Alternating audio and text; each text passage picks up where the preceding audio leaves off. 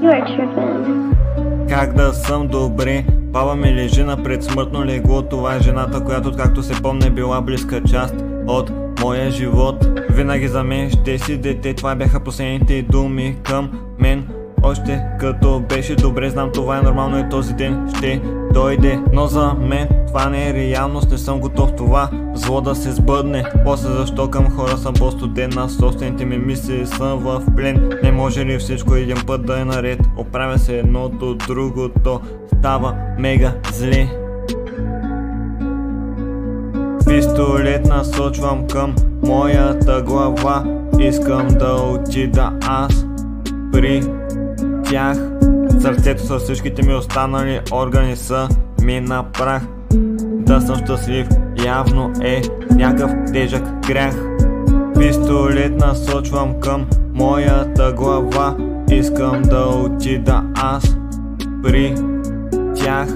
Сърцето с всичките ми останали органи са ми на прах. Да съм щастлив явно е някакъв тежък грях.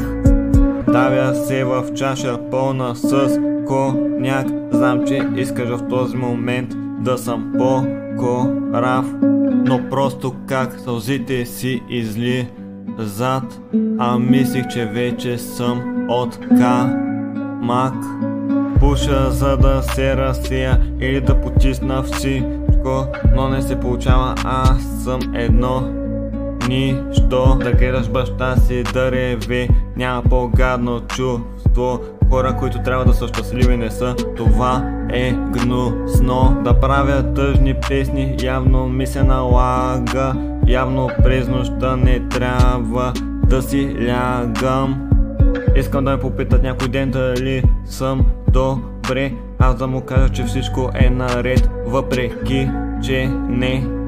Пистолет насочвам към моята глава.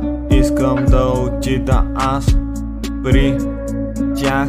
Сърцето с всичките ми останали органи са ми на прах. Да съм щастлив явно е някакъв тежък грях.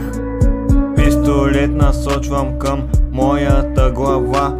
Искам да отида аз при тях. Сърцето с всичките ми останали органи са ми на прах. Да съм щастлив явно е някакъв тежък грях.